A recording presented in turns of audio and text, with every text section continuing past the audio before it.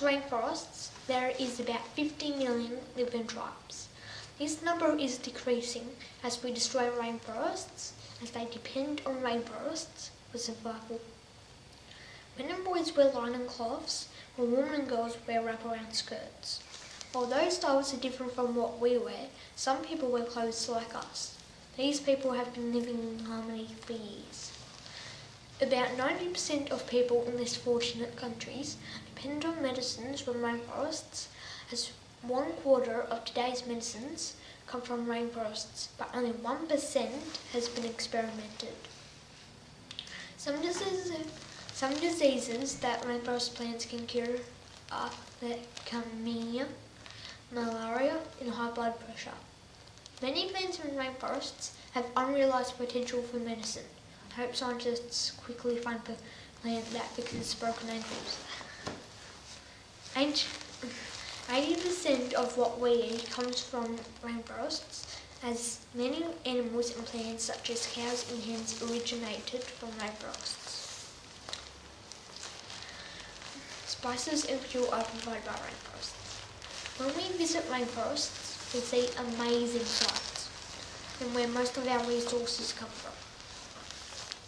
We get to see new plants and food that we haven't seen before. We can interact with native tribes. Rainforests contain over 30 million plant and animal species. That is half the world's wildlife and 2/3 of the world's plant species. Rainforests provide a home to endangered species because it has lots of everything it needs to survive. Rainforests store over half of the world's rainwater, so the world doesn't flood. The trees take the water into the forest floor and release it as mist and clouds.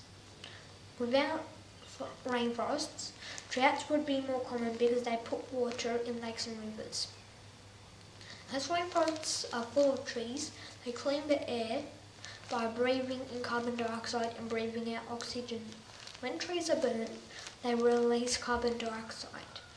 When there is a forest fire, a lot of carbon dioxide is released, which is believed to be a part of global warming. According to some scientists, a forest fire releases the same amount of carbon dioxide as 8 million people flying from London to New York. The soil in rainforests doesn't have many nutrients because there are so many plants. These plants absorb most of the nutrients. The roots of trees keep the soil together, while the high levels protect the soil from heavy rain.